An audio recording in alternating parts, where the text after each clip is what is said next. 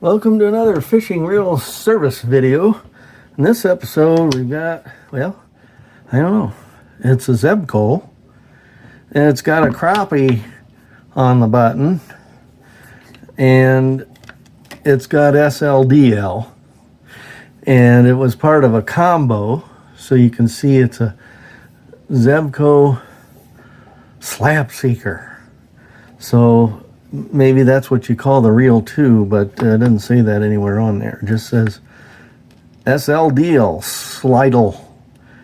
So and it says depth locator. So that's what this button here is. It's basically kind of reminds me of the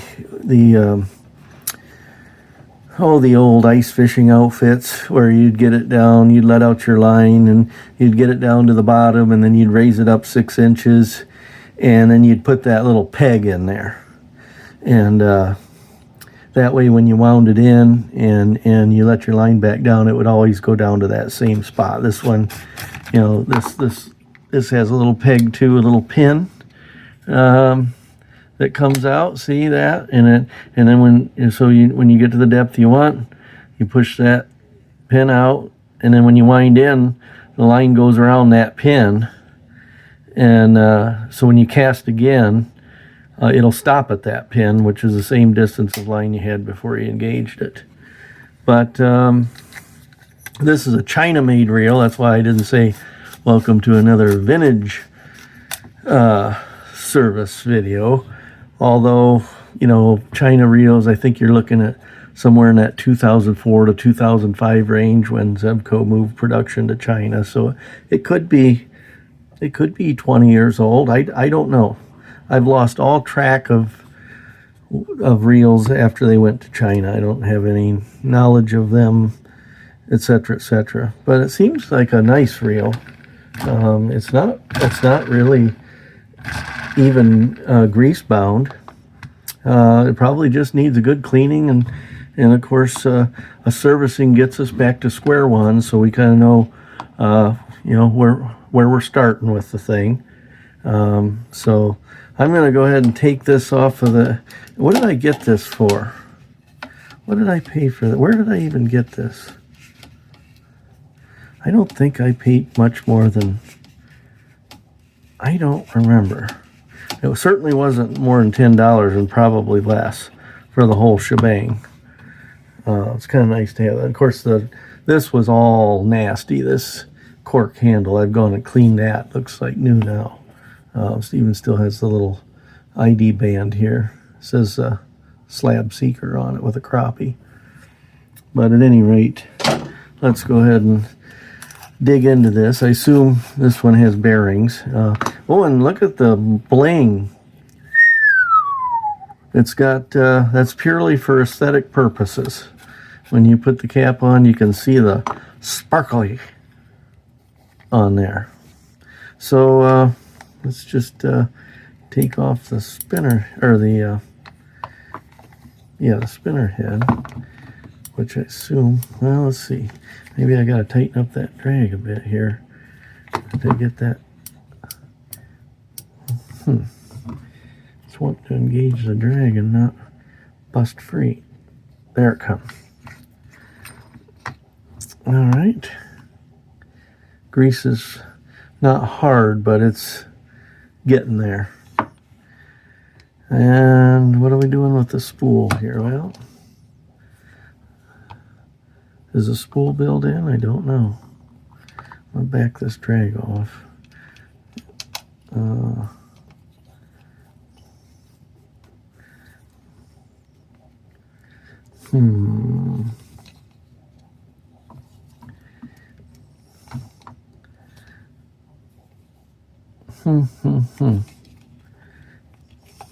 You'd think that there is just stuck on there. Back cover slides off.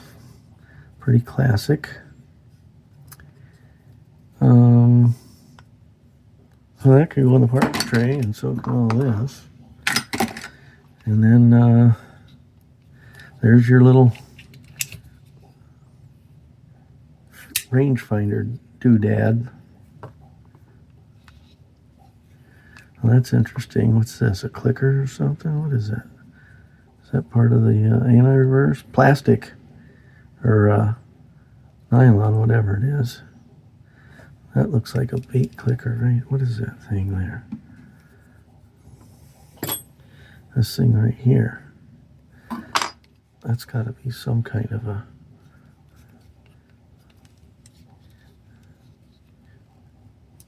Yeah, that's a clicker. That's a drag clicker.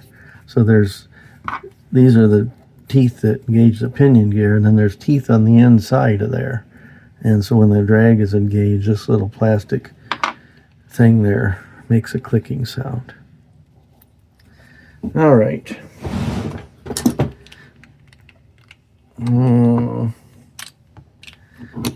Let's take off the handle.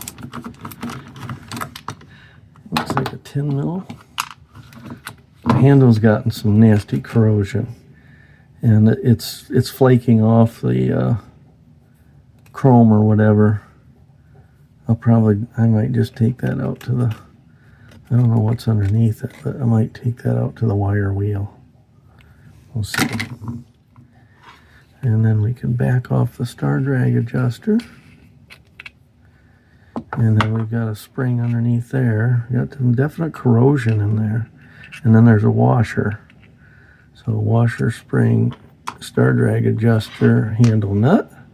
Oh, looky there. What is that? That's somebody's hair. That's not fishing line. And that was either a long-haired dude or a lady. Get rid of that.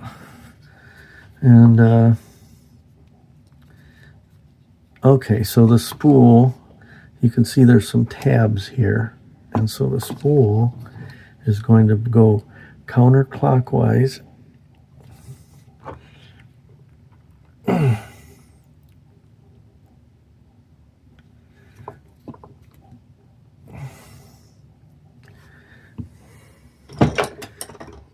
Hold my beer and watch this. Watch me break this thing.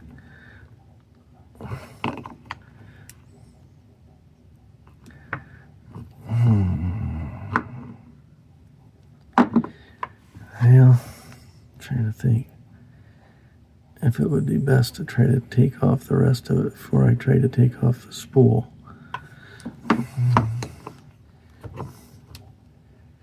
It's just not budging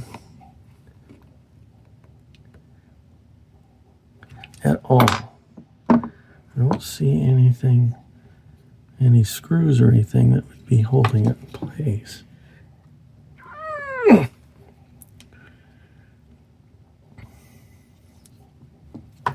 It doesn't push in or anything like that. Okay. Well, I'm going to work on disassembling some other things. We'll worry about the spool in a minute, I think. All right. Because that's the slanted teeth type, that's not going to come out of there without taking off the spring, unfortunately. So let's see if we can winkle that thing off of there.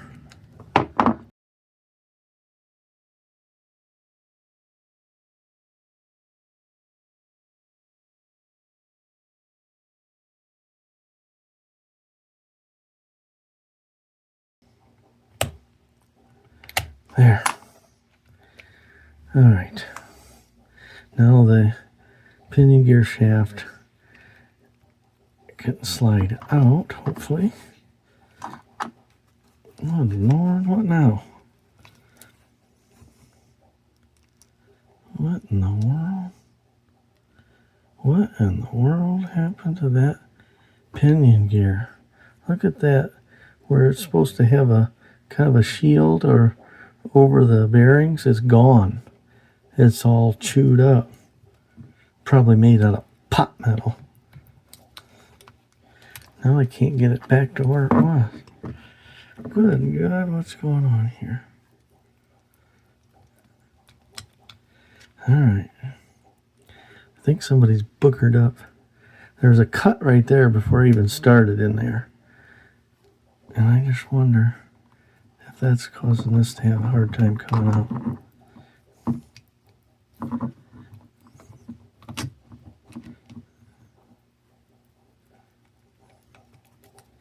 Here, I'm going to have to kind of touch that on the grinding wheel and get that burr out of there.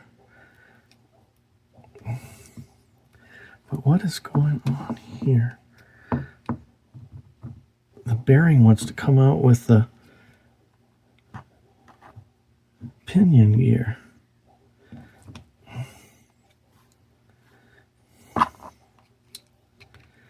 And that pinion gear does not want to slide up anyway. You might have to, I don't know. I assume that screw the only thing. Well, let's try taking that screw out. Maybe that's how, maybe you have to get the, maybe there's a way to get the main gear off of there and get it out of the way. So there's our drag clicker. Nope, that ain't coming out of there. Not without taking the pinion gear out. What is going on? There it comes. Look at that. You see how that's all, that shield that goes over the bearings is all just tore up?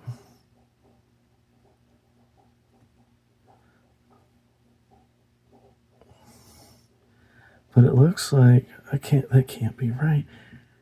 But it's, that pinion gear is like pressed into the bearing. Could that be? I'm not going to try to punch it out. I don't know if that was, I just don't know if that was something that was pressed in there and you have to buy the whole thing. I would assume that you could punch that pinion gear out of there and then replace the bearing. But the bearing's fine. I'm not going to do it. I'm not going to booger it up by trying to get that pinion gear out of there. So there's that.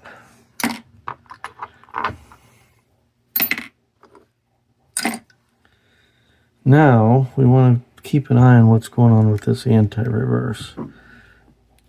So this is the, wait a minute. No, this is the front of the reel here. Okay, so this, the small end of this fits into the cogs of the anti-reverse gear, and then this plastic thing comes all the way around and kind of engages up underneath.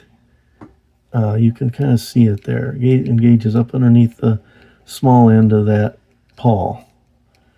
And so that's involved. And it looks like they're, let's just pull it out and see what we got.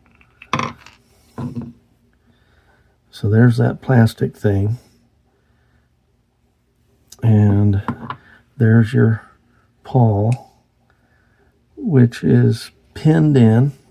And you could probably press that out to get it out, although I see no need to. It's moving freely. It's easy to clean. So I'm not messing with that. I'm going to just put this whole thing in the parts tray. So we can take off, let's see here.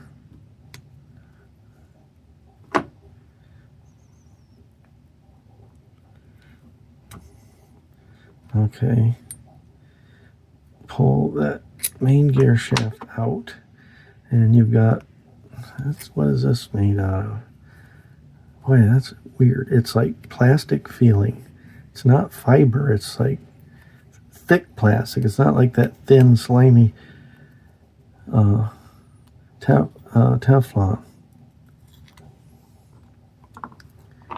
And then you've got this piece, and up against the back side of the main gear is a regular slimy Teflon one.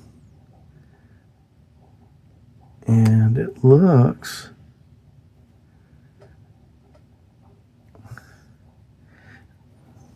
to me like the rest of it sort of, this is all one piece pressed together. So you don't really have to take that plastic thing off of there. This is all kind of pressed into one piece so far as I can see. Just make sure here that that's not pulling down. So that looks like it's all one piece. Too much grease in there. but that may be protected a little bit from more of this corrosion. So I'm going to put the small pieces up here out of the way, and I'm taking this pile to the sink where it's going to be carefully cleaned with Dawn dishwashing soap and WD-40 where there's lots of grease, and cotton swabs down in the bushings and journals and so on. Now wait a minute, before we get too crazy, I wanted to revisit this spool and try to, good God, I can't get that to slide. Oh, I wonder. Yeah. That's the problem. I'm going to have to tap that back. But the problem is this thing. You got to take this out before you can get that. And there's a little pin in there. You got to take this out before you can take the spool off, I'm pretty sure. And hopefully not lose anything. But let's just, there. Okay, so there's a pin in there. There's a pin in there. And hold on to that because that's spring loaded. Take that pin out and then back this thing out. And that should release the spool. Still not. Oh yeah, counterclockwise. That's the problem. Dummy. I should have known. I should have known that that would be in the way. Oh well. We got it. We didn't damage anything. So now let's get all this nasty line off of there. There. All right. So off to the sink. And I'll be back just like that. All right. Let's get all the parts out.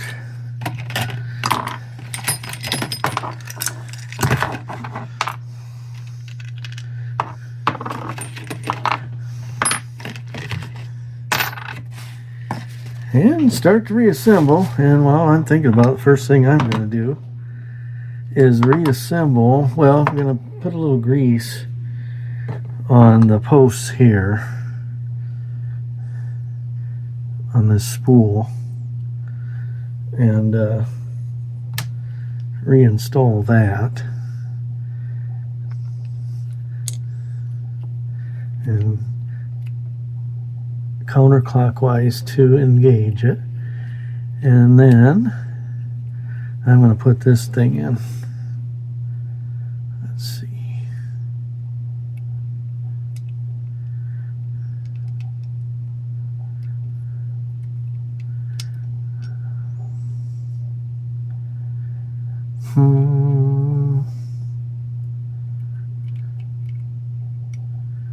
Okay, like that.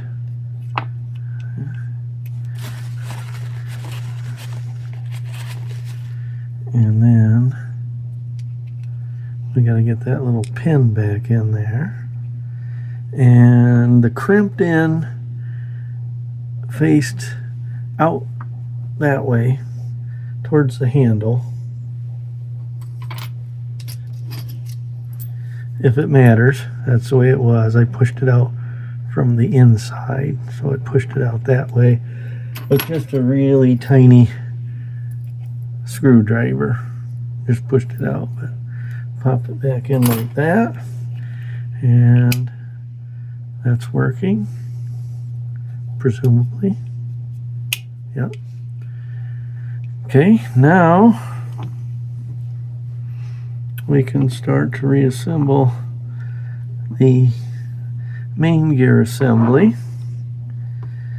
And this is now, remember all that rust? I went out to the wire wheel and cleaned all that up. And I believe we started with this plasticky looking drag washer that went up against there. And then we had our main gear itself. And then we had a Teflon washer, which is way over greased. that went up against there. And then we had this apparatus.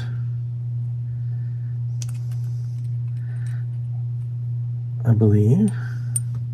Let me double sure. Why is that not locking all the way down?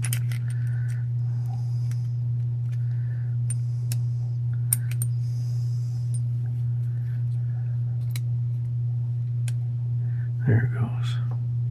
And then there's a bushing inside of there, at least on the very outer edge anyway, which technically only would be right against this, just this part. But I'm gonna go ahead and slather that whole thing pretty good with oil and put that in. And then I got to get this pointed end of the pawl down like that, and get that little plastic tip to come up underneath it, so that when you turn it backwards, that plastic little thingy comes up underneath. I don't know if you can see that, but it comes up underneath that pawl and engages it into the teeth, into the cogs of the anti-reverse gear. So at this point, I should have taken this out to the wire wheel too, this washer. Let's see if we can hit it with steel wool. And then maybe just get a little grease and grease it up a bit, just to keep it from corroding. And that goes on there first like that. And then this spring, and then you see that's kind of cupped, so that goes over the spring, so we can put that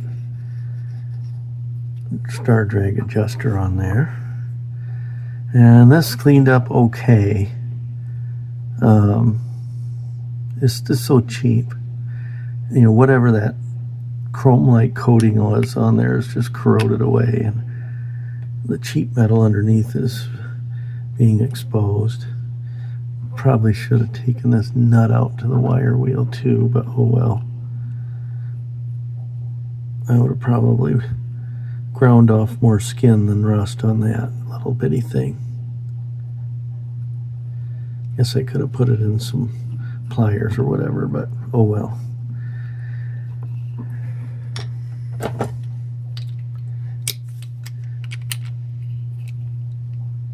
Tighten that down. And anti-reverse is working great. It's not noisy at all, so it doesn't really ride on the teeth and forward, so I'm not going to worry about greasing that, although I will take a little bit of oil and just put it in where it pivots around that pin.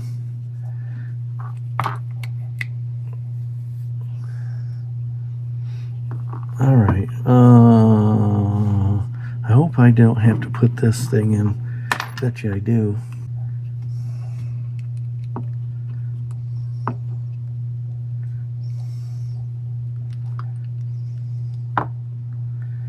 I mean, somebody's probably sitting there laughing at me, going, "You stupid idiot, do it this way." But I think that pinion gear is supposed to be able to come out of that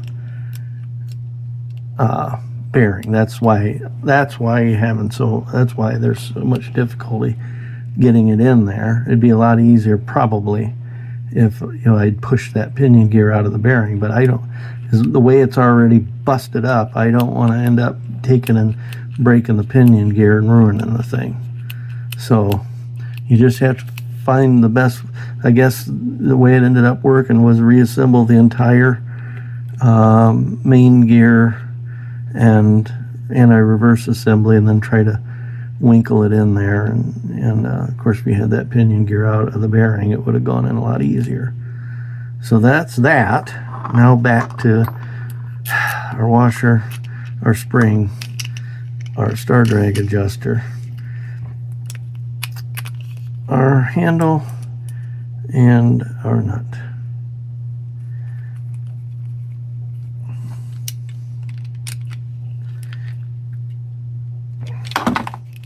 Now we can grease the gears.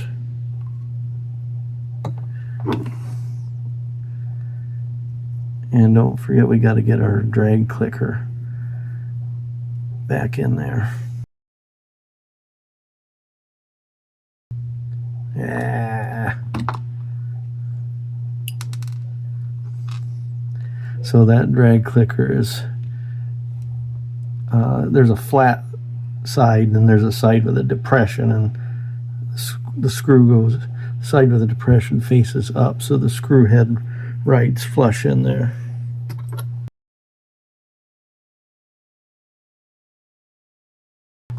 So now if I hold on to my pinion gear,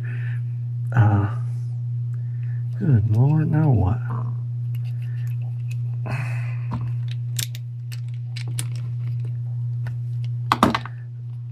Back off the drag. There's not much drag. Shouldn't be, yeah. Now you can see the drag clicker working. I'm gonna push this drag all the way down and then tighten on my handle, because there's a shelf there. It won't let the handle tighten any further than it's supposed to, but if you have the drag backed off too far, then your handle won't maybe necessarily be all the way down as far as it needs to go. So there's a little gap there that gives you your full range of drag. So I'm backing it off, and then eventually it hits the handle. So it's probably best to have that drag down a ways so that you can get your handle all the way on that little ridge there and tighten it down as tight as it should be. All right, this has took way longer than it needed to, because this is a really relatively simple reel. Now we can oil our pinion gear shaft, and then we're just going to pop that, and it is a D-shaped shaft, so you got to key it into the D-shaped orifice there in the pinion gear, pop that up through, hope that you haven't boogered up the spring too bad so that it rides back down over that ridge and stays where it's supposed to.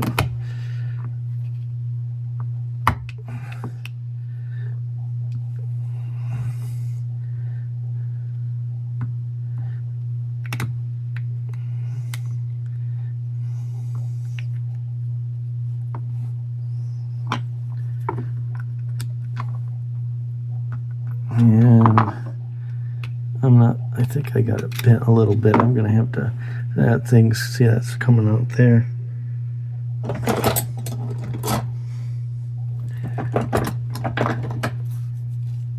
I bent it a little bit when I was getting it off. All right, let's try it now. It should, and I did grind off that little burr. That's why the pinion gear shaft went on so nicely.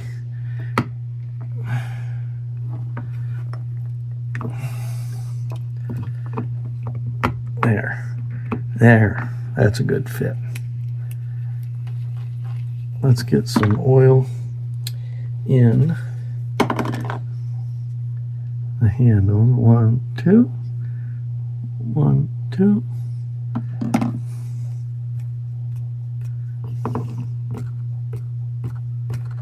Okay.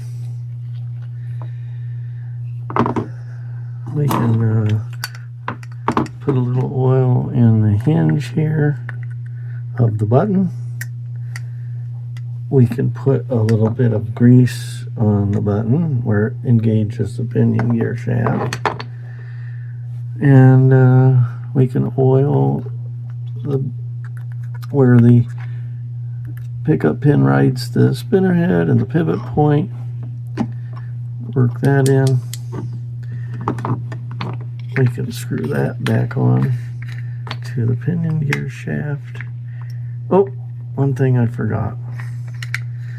We don't need to oil that spindle, obviously, because this is not a drag associated with the spool, so the spool doesn't move, but it does reduce wear and tear if you put a little grease on this platform here that engages the pickup pin, etc., etc.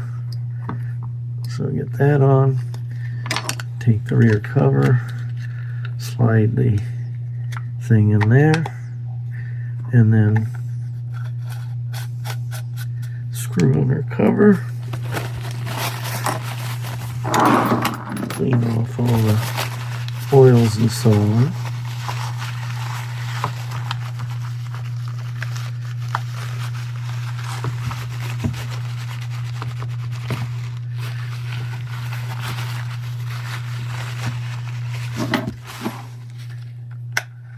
And that's working really good now. Look at that.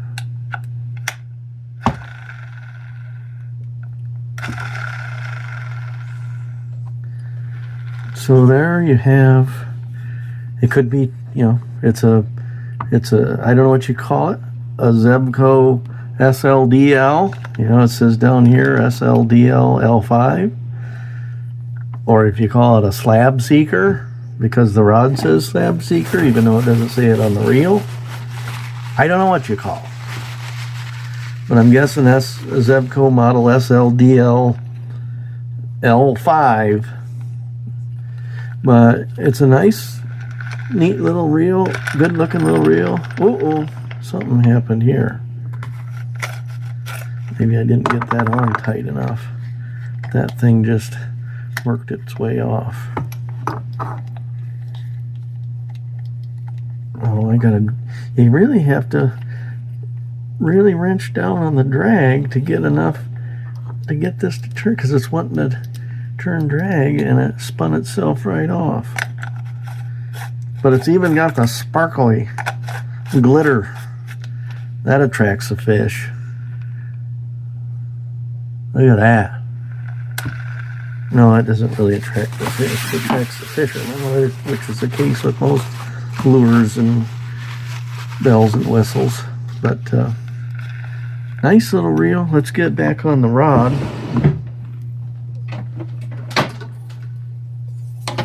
Could be 20 years old. It's certainly no more than 20 years old because it's a China-made Zebco.